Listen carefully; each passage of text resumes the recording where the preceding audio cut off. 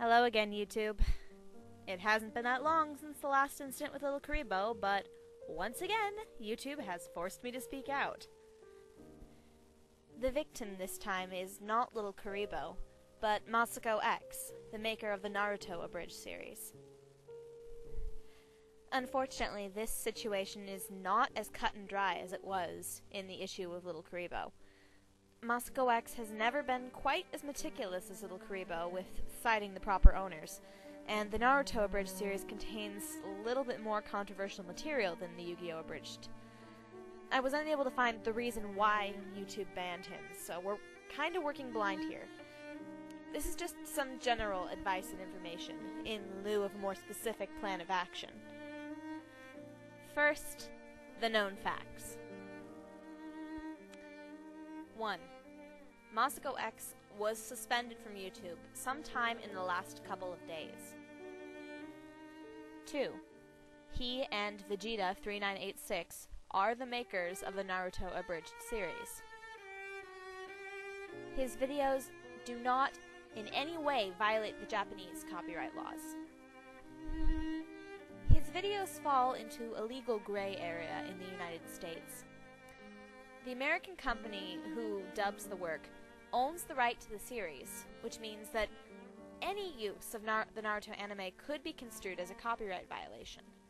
Also, since the videos did not specifically cite the original owners, either Japanese or American, MasakoX's position is even more tenuous.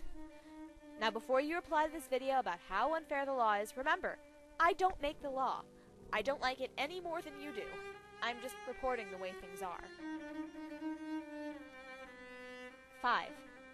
Parody, however, is a protected use of copyrighted material. So as long as the original owners are cited, Masako should legally be free to use copyrighted material for the purpose of parody. So if the reason for the suspension was in fact a copyright violation, then this is our greatest hope. 6. Because YouTube is not a government organization, they technically have the right to ban anyone they like. It's stupid, and in my opinion unfair, but that's the way things are.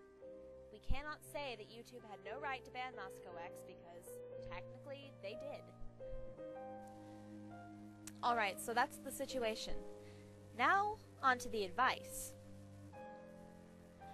First, if anyone out there knows for sure why MasakoX was banned, or is in direct contact with MasakoX, please let me know.